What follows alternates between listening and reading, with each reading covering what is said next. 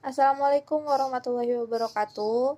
Perkenalkan, nama saya Kendra Wadia, kelas CIA. Saya akan menjelaskan tentang Undang-Undang Hak Cipta dan Perlindungan terhadap Program Komputer. Di sini saya punya studi kasus yang mana menceritakan bahwa ada 4 perusahaan dealer komputer di Indonesia yang melakukan pelanggaran hak cipta. Jadi melakukan pelanggaran hak cipta terhadap perangkat lunak Microsoft Windows dan Microsoft Office. Oleh karena itulah, dari keempat perusahaan ini diwajibkan membayar denda atau ganti rugi dari Microsoft Corporation dengan jumlah totalnya adalah $4.764.608 Amerika. Sebenarnya di Indonesia itu emang udah banyak banget pembajakan perangkat lunak seperti studi kasus tersebut, tapi beberapa waktu terakhir ini baik pemerintah dan swasta juga sudah mengantisipasi adanya pelanggaran-pelanggaran kekayaan intelektual, terutama di bidang komputer. Dan caranya yaitu dengan memberlakukan perundang-undangan yang terkait dan melakukan publikasi terhadap khalayak umum.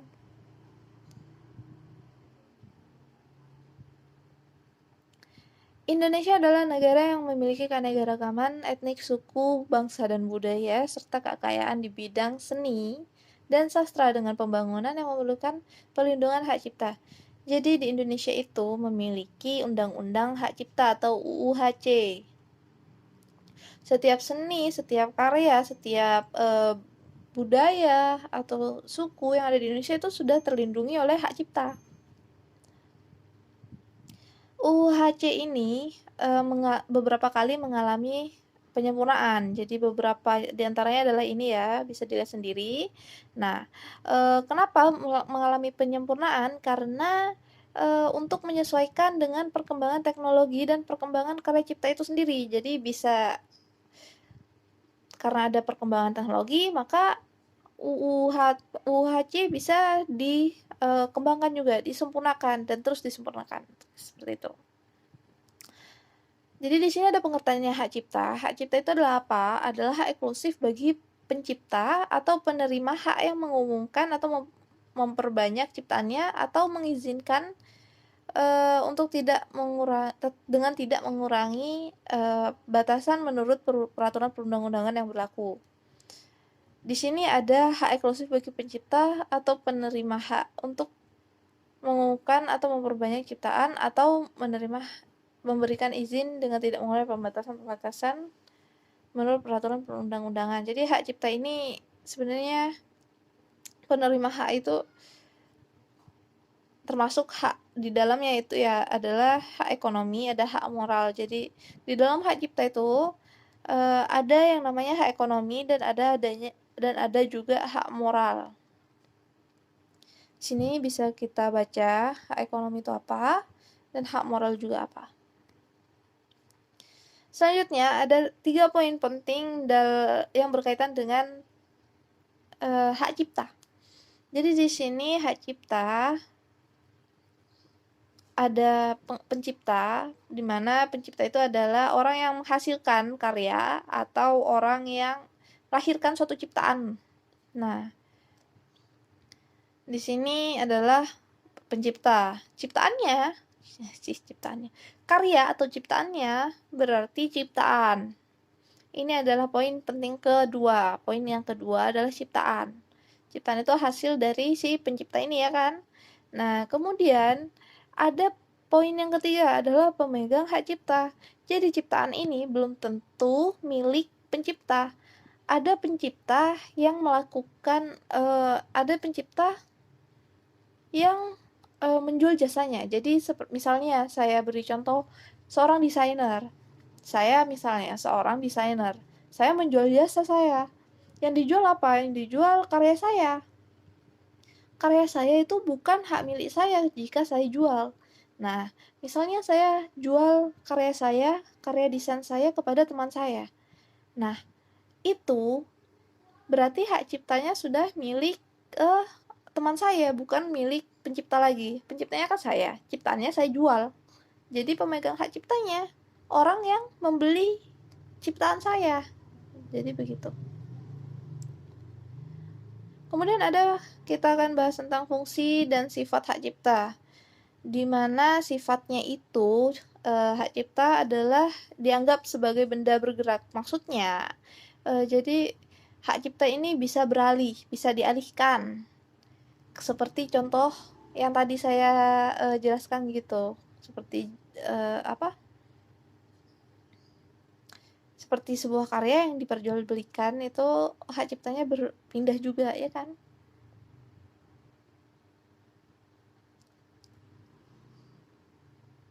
Tetapi hal itu harus juga dibenarkan oleh perundang-undangan. Gak bisa nih, kalau misalnya saya jual aplikasi misalnya, saya jual aplikasi, terus sama si pembeli itu hak ciptanya emang dari saya, terus saya jual ke pembeli. Di situ kan ada peraturan juga, ada yang hak ciptanya itu dialihkan, ada yang tetap milik saya penciptanya. Jadi kalau program aplikasi itu hak ciptanya tetap milik saya. Yang beli aplikasi itu tidak bisa memperbanyak atau mengizinkan atau menjual belikan karyanya, kopi karya saya, kopi aplikasi saya yang saya jual ke halayak lain, ke orang lain dengan memperbanyaknya. Jadi saya jual aplikasi satu ke dia beli 5 juta, sama dia diperjualbelikan dengan harga 3 juta, yang beli malah banyak. Itu nggak boleh, itu adalah pelanggaran hak cipta juga. Jadi pewarisan hak cipta, pengalihan hak cipta juga ada peraturannya. Jadi ada persetujuan antara pencipta dengan orang yang ingin, antara pencipta dengan si pemegang hak ciptanya itu.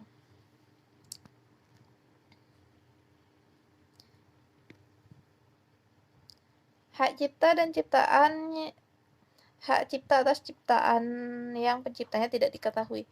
Jadi ada beberapa ciptaan yang penciptanya tidak diketahui. Seperti contohnya peninggalan prasejarah, ada sejarah, benda-benda budaya nasional, dan lain-lain. Seperti candi. Candi kan kita tidak tahu penciptanya siapa. Jadi hak ciptanya milik siapa? Milik negara. Candi Borobudur misalnya. Kemudian hasil kebudayaan seperti dongeng, legenda. Itu juga kita kan tidak tahu penciptanya milik siapa. Siapa penciptanya? Kita tidak tahu. Siapa yang tahu legenda ini diciptakan oleh dia? Kan tidak ada pencipta dalam sebuah legenda. Semuanya milik bersama. Dan jadi karena dongeng, legenda, dan beberapa peninggalan prasejarah dan sejarah benda budaya ini memiliki hak ciptanya dimiliki negara, maka orang asing atau orang yang bukan warga negara Indonesia jika ingin memperbanyak atau mengumumkan atau mengumumkan ciptaan tersebut, maka harus mendapatkan izin terlebih dahulu. Harus minta izin dulu. Jenis ciptaan yang dilindungi ada banyak ya, ada buku, program komputer, pamflet, karya-karya tulis, pokoknya karya seni, ada ceramah, alat peraga, lagu, drama musikal, seni rupa.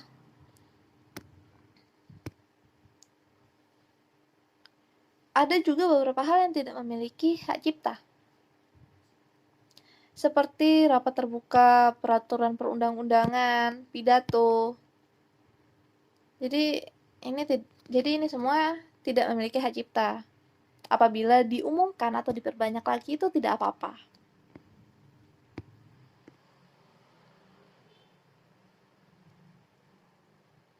ada beberapa hal yang tidak dikatakan sebagai pelanggaran hak cipta. Jadi ada perbanyakan atau pengumuman lembaga negara atau lagu kebangsaan menurut sifat aslinya. Jadi memperbanyak seperti lembaga negara atau lagu kebangsaan itu tidak apa-apa menurut sifat aslinya. Kemudian pengumuman atau perbanyakan segala sesuatu yang diumumkan atau diperbanyak oleh atau atas nama pemerintah, kecuali apabila hak cipta itu dinyatakan dilindungi, baik dengan peraturan perundang-undangan maupun dengan pernyataan dari ciptaan itu sendiri, dan atau ketika ciptaan itu diumumkan dan diperbanyak. Jadi, untuk pengumuman atau perbanyakan sesuatu yang diumumkan oleh pemerintah atas nama pemerintah, apabila hak ciptanya tidak dilindungi, maka kita tidak apa-apa memperbanyaknya. Kita mengumumkan, memperbanyak, menyalin semuanya itu tidak apa-apa. Misalnya kayak sekarang lagi pandemi corona dan pemerintah pusat kan lagi ngehimbau terus nih masyarakatnya harus ini, harus itu, jaga jarak dan lain-lain. Terus kita mengumumkan lagi itu tidak apa-apa, tidak masalah. Himbauan dari pemerintah diumumkan kembali oleh kita itu tidak apa-apa, tidak masalah. Kemudian yang ketiga adalah pengambilan berita aktual, baik seluruhnya atau sebagian. Jadi kalau kita misalnya mengambil kabar berita dari surat kabar atau dari media-media kayak artikel-artikel di internet, itu tidak apa-apa kita sebarluaskan tapi kita harus menyertakan sumbernya, tidak lupa dengan sumbernya.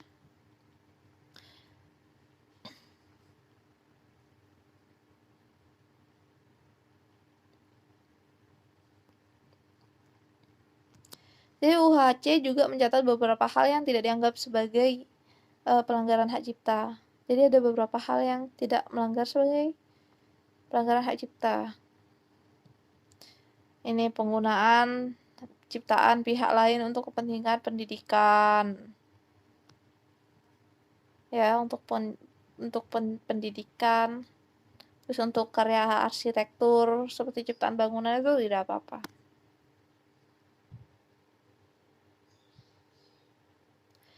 Di sini kita akan membahas tentang masa berlaku hak cipta.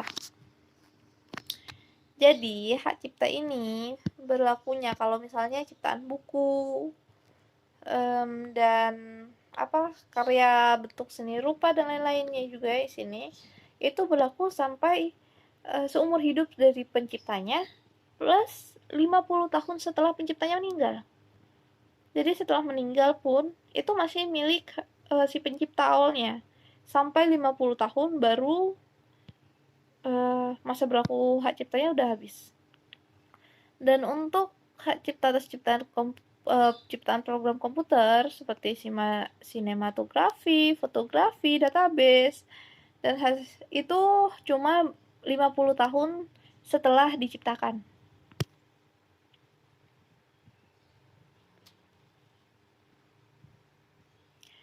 Jadi ketentuan pidana dari pelanggaran hak cipta di sini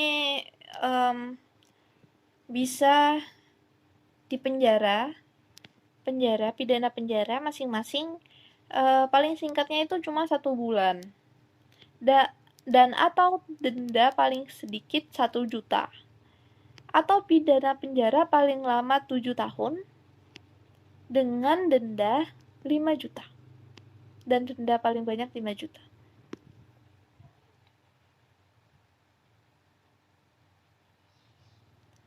Di sini ada beberapa pasal yang berhubungan tentang perlindungan terhadap program-program komputer ya. Sini bisa dilihat sendiri, ada banyak. Ini tentang definisi program komputer, tentang pemegang hak cipta dan program komputer.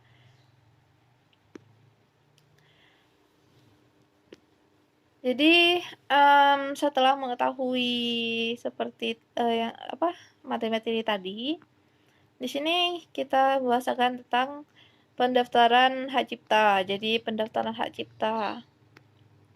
Gimana hak cipta itu bisa lahir, gimana caranya saya mendaftarkan karya saya untuk mendapatkan hak cipta itu gimana? Jadi sebenarnya di sini sudah tertera ya.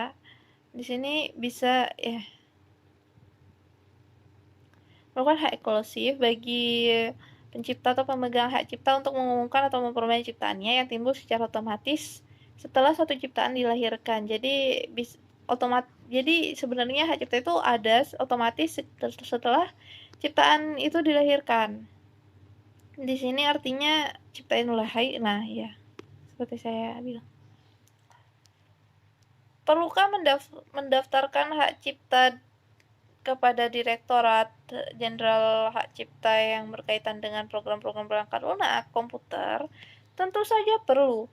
Karena apa? Karena sertifikat pendaftaran sertifikat hak cipta yang itu diperlukan untuk mempermudah pengusutan pelanggaran hak cipta dan membuktikan kepemilikan. Jadi dengan adanya bukti hak cipta, kita bisa jadi itu bukti bukti utama kalau ini adalah milik saya, program ini punya saya, gitu. Jadi untuk proses hukumnya itu bisa lebih mudah. Teknis pendaftaran di sini dimulai dari Direktorat Jenderal menyelenggarakan pendaftaran ciptaan dan dicatat. Nah ya kan, sudah dicatat daftar umum. Di sini jadi orang-orang bisa daftar tanpa dikenai biaya. Kemudian setiap orang dapat memperoleh untuk dirinya sendiri atau petikan dari daftar umum ciptaan tersebut dengan dikenai biaya. Jadi kemudian ketentuan tentang pendaftaran sebagaimana yang dimaksud tidak merupakan kewajiban untuk mendapatkan hak cipta. Jadi ini sebenarnya tidak termasuk kewajiban untuk mendapatkan hak cipta. Karena apa? Karena seperti yang dijelaskan tadi, hak cipta itu sebenarnya sudah lahir sejak ciptaan dilahirkan. Hak cipta itu ada sejak ciptaan dilahirkan. Ada beberapa pelanggaran hak cipta.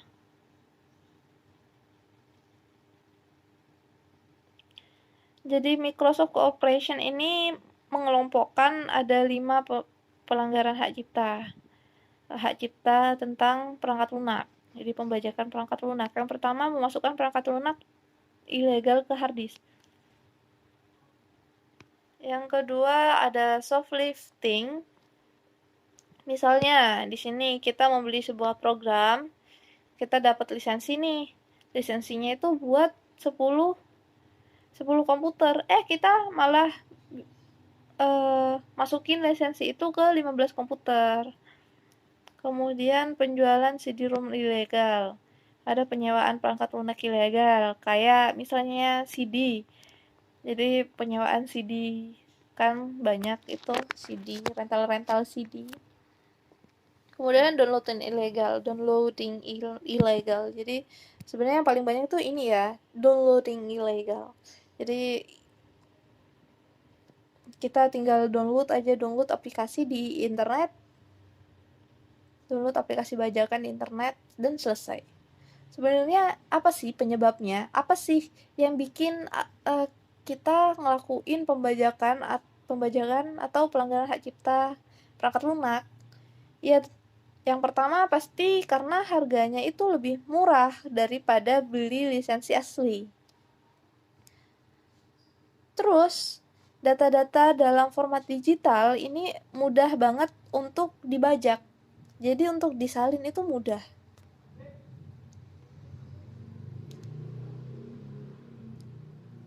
Kemudian ada alasan untuk kecenderungan manusia untuk mencoba sesuatu yang baru. Jadi ada aplikasi terbaru, kita pengen nyoba juga. Tapi kita gak punya uang atau misalnya kita cuma sekedar coba-coba, gak pengen menekuni atau melakukan sesuatu dengan serius gitu.